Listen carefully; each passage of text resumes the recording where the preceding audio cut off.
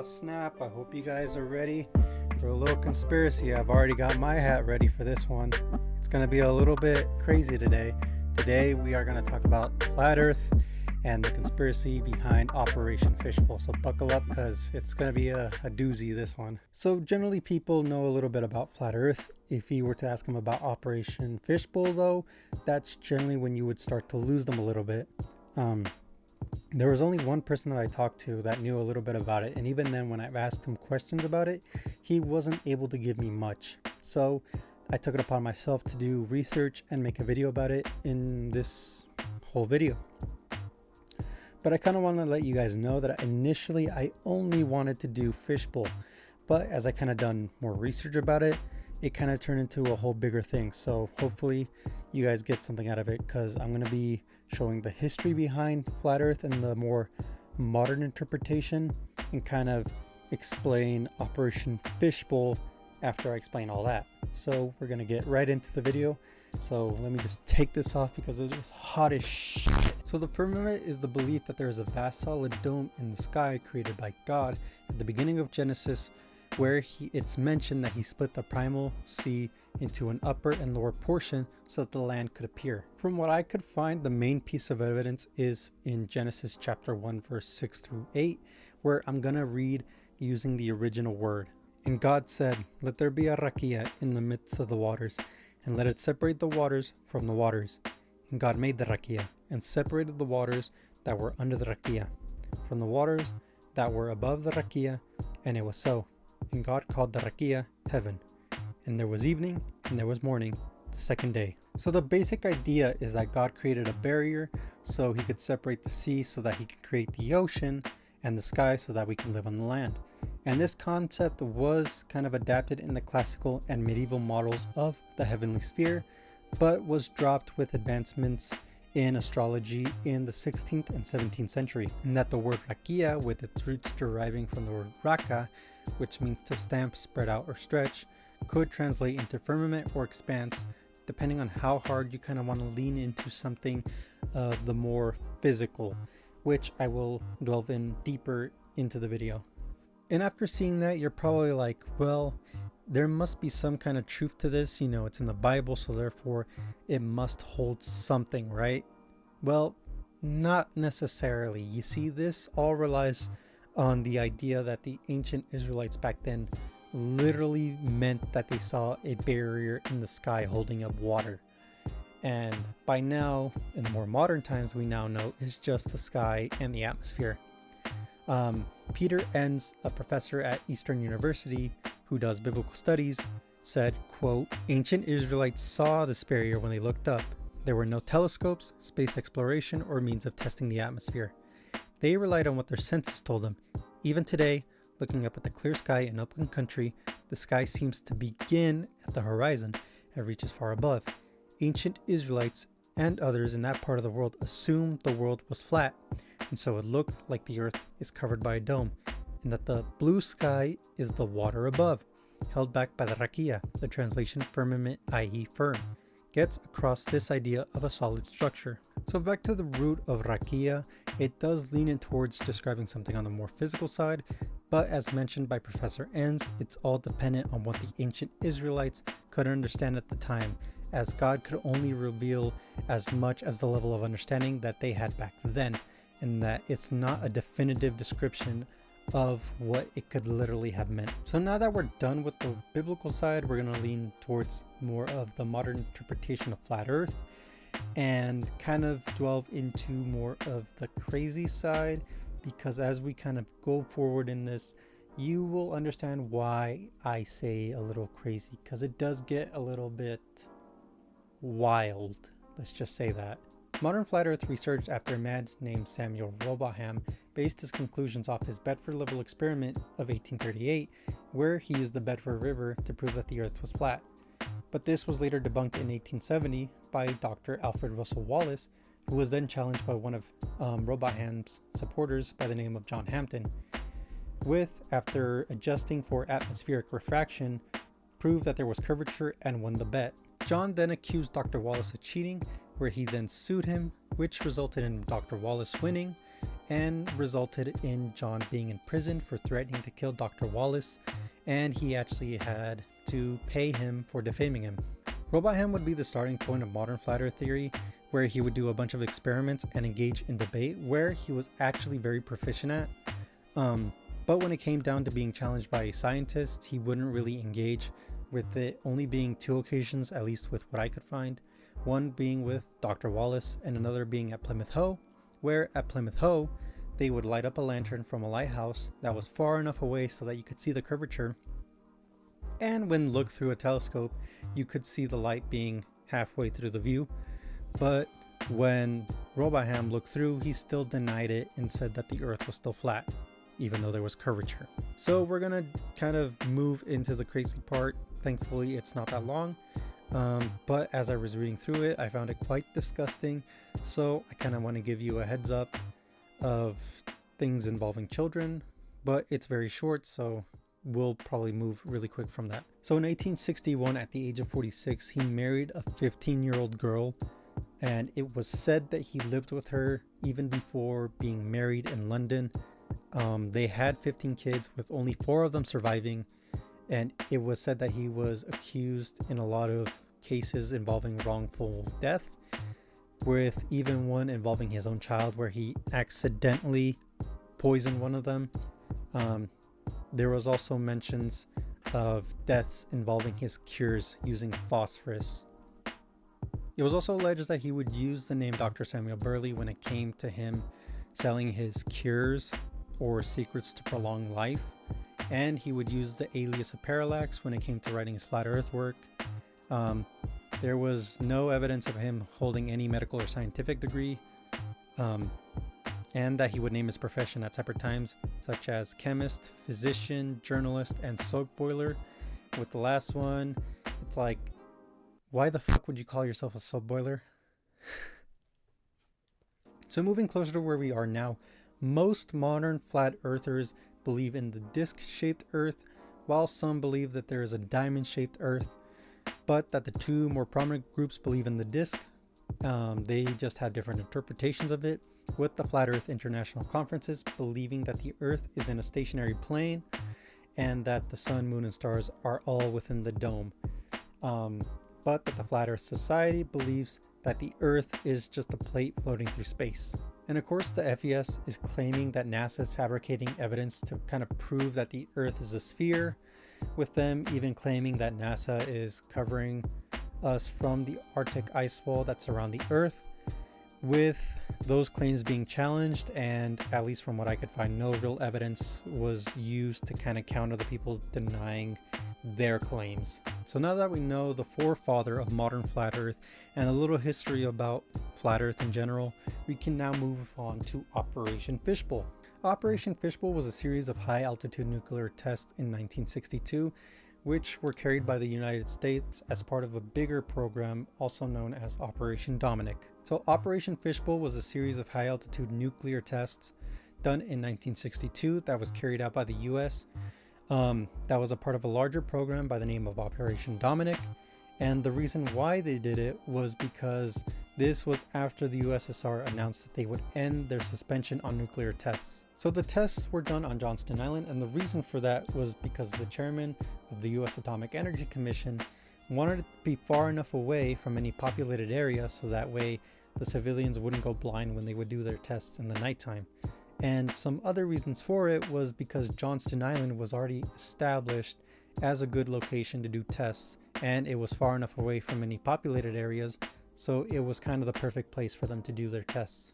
The initial plan for Fishbowl were that the tests would be named Bluegill, Starfish, and Urraca in that order, and if any of them were to fail, they would still call it the name that it was given, but would add prime next to it, and if it failed again, it would be called double prime. And after reading that, I kind of came to the conclusion that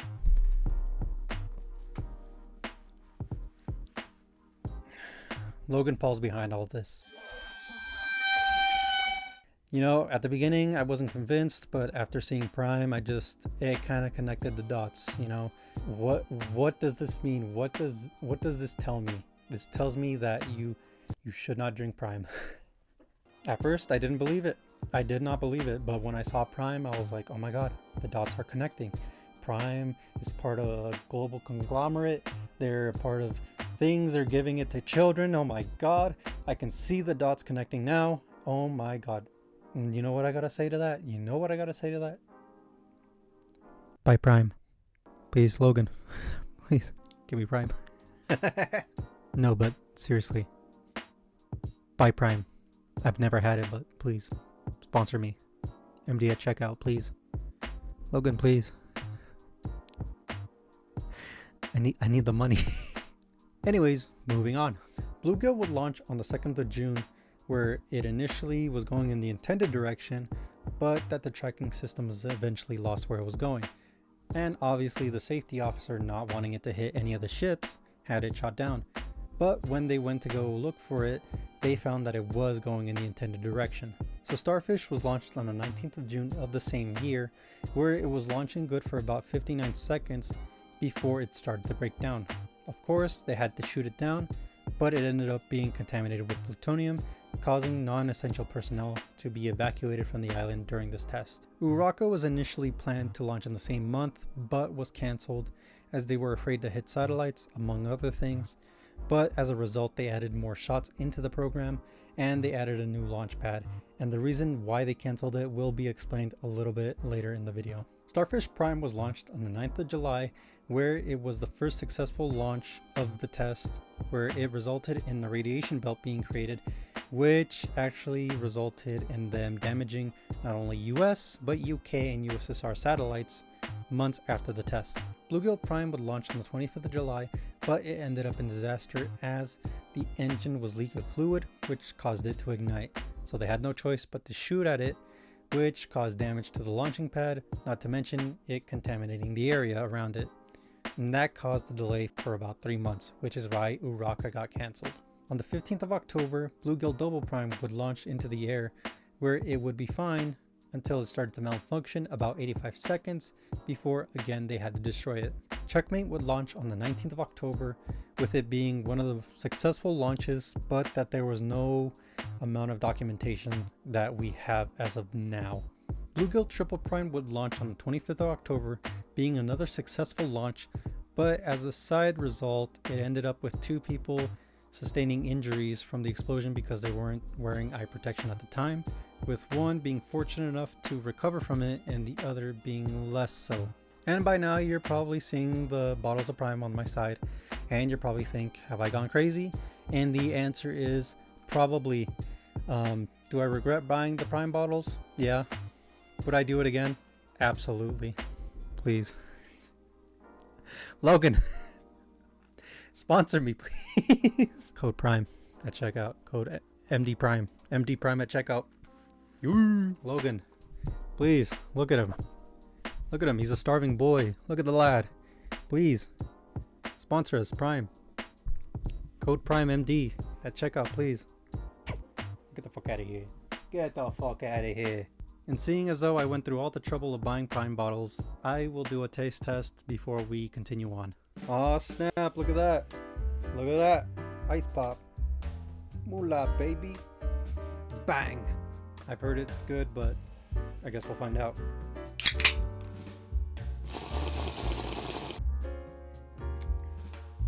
It's 4 o'clock at night here.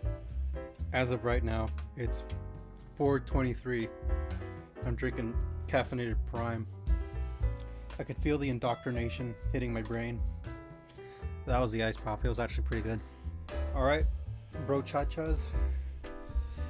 You got lemonade. Cheers, minion. That one's pretty good too because it's lemonade. You can't fuck up lemonade. Alright, blue raspberry. I heard good things about this one too. Right, girly? You want some? You want some Prime? You want to Prime up? Homie? Home dog? Doge? Anyways, bottoms up. It's a little sweet. At least slightly sweeter than the pop, but still pretty good. Alright, this tropical punch. I'm just letting you guys know right now, like I'm being dead ass honest about this. I've never had Prime. I'm super surprised about the flavors. They're surprisingly good. I heard they were trash. Alright. That one's good too. What the f? These are so good. God damn. You know what? Yeah, sponsor me.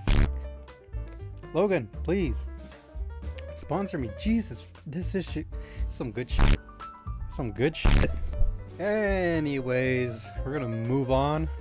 Está bueno, baby. Está bueno. Kingfish would launch on the 1st of November, being the 4th successful detonation of the series, with it resulting in yellow-white circles and intense purple streamers in the first few minutes of the explosion.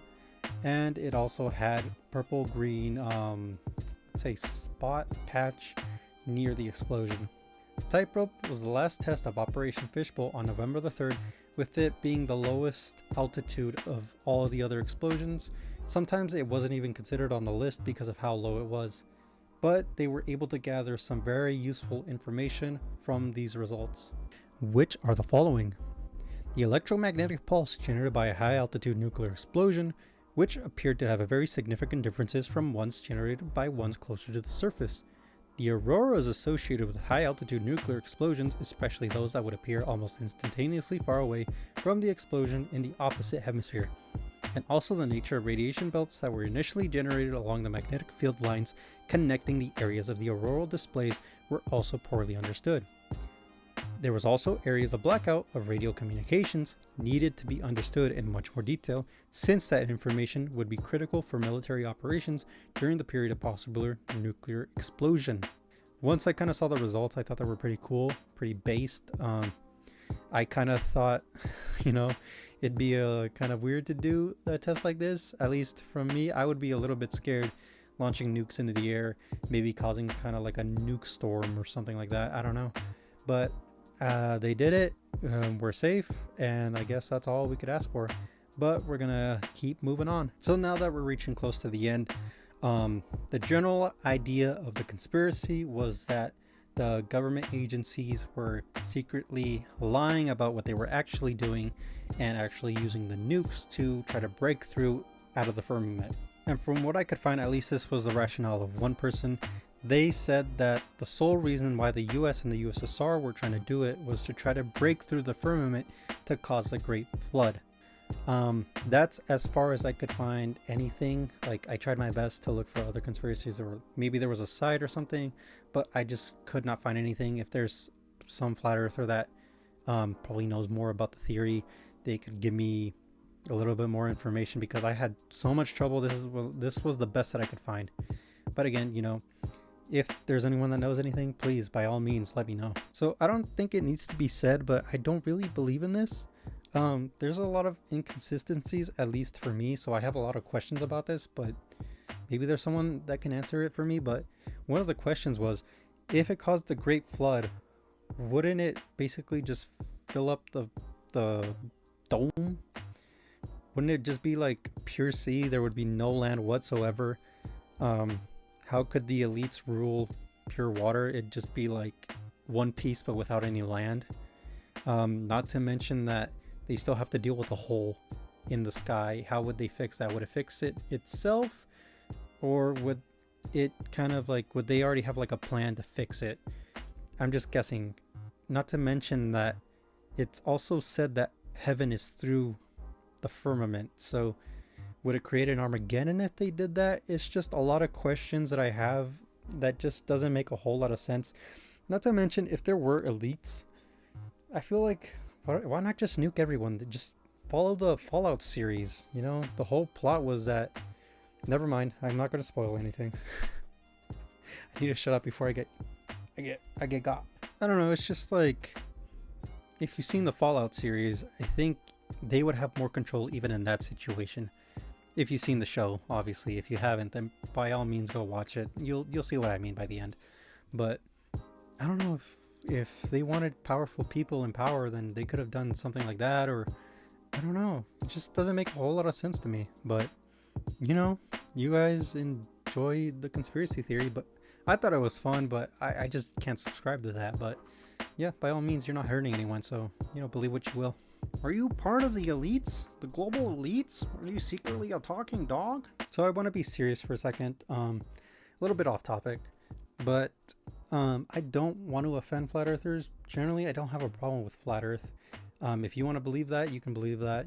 I have my own beliefs. I like to think that if we can respect each other, that's perfectly fine. We can share ideas and stuff like that. From what I've seen, though, whenever they would argue against someone, they would call them indoctrinated, that the elites were Satanists and that scientists were bought into this whole big plan. But again, they have their own beliefs. As long as they're not hurting anyone, I could honestly care less. I would not be surprised if the majority of them are excellent people to talk to. You could probably even have a beer with them. They're not really hurting anyone. And the conspiracy theories are very fun to kind of delve into. So I feel like you can engage with them in a respectful manner. Even if you don't agree, I certainly don't agree. But I feel like, not hurting anyone doesn't really matter.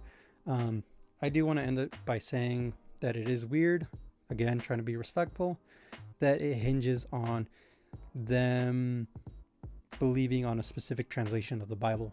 But that's just me. Again, I would love to hear flat earthers give out more ideas. It's very fun to me, even though I don't agree with, that stuff.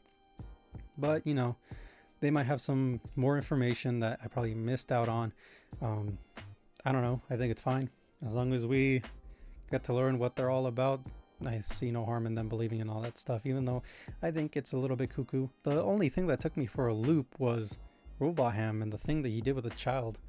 I was perfectly fine with the conspiracy and the flat earth and all that stuff that was happening, but don't do that to a child. That was like the only crazy part of the whole research that I was like, wow, I did not expect that. And I was telling people about that, and it took them out for a loop too, but what are you gonna do? And so since we're reaching the end of the video, I kind of just want to speak to the flat earthers for a second. I hope it comes off as respectful as I can. I know there were certain parts where it's more obvious that I just don't believe in this stuff. Again, I apologize if it seems too harsh, but again, I just don't subscribe to that stuff, especially the Robot Ham guy.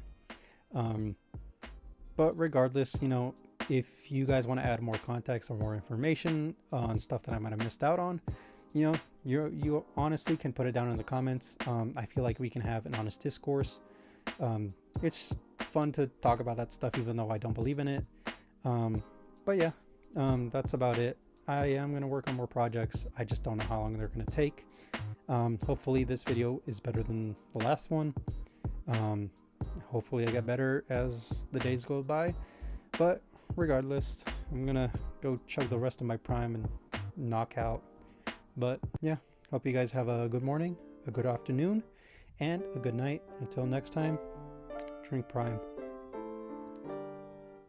You want some Prime? No, you won't get none, because they didn't give me the code. Logan, I'm serious. Sponsor me, please. This shit smacks. Not lying.